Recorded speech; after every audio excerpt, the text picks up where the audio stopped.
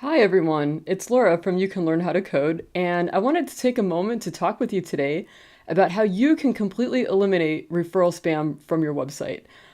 In case you're not familiar with referral spam, it's basically a bot or robot that sends fake visits to your website through your Google Analytics account. And it's set up that way because the website owner that is sending you the spam is hoping that you'll get curious about the referral that you see in your Google Analytics dashboard and click on their link. That then sends their website a referral. So there are plenty of marketers who will tell you, hey, referral spam is no big deal, and to just apply a Google Analytics filter. But honestly, it's a problem for a couple of reasons. First of all, it wreaks havoc on your bounce rate, which basically tells Google that people visiting your website are not really engaging with your site. They just click one page and leave right away.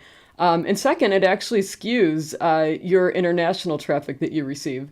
So these spam bots are pretty sophisticated, and I've watched them in real time, and they're actually capable of sending you multiple visits at once from different places around the globe. I mean, it's really crazy. So in one sense, like I'm watching this in amazement, like, wow, how are they doing that?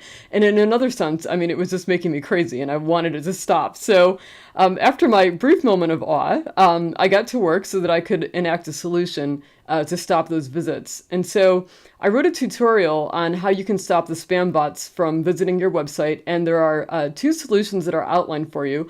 One is for web developers who can edit the htaccess file, and another is for those of you who have WordPress websites. I actually tested various plugins and found one that works really well. So if you're already on my website, go ahead and read on through the tutorial. And if you're watching this on YouTube, go ahead and click in the link in the description, and it will take you right to the webpage that explains how you can accomplish this for yourself.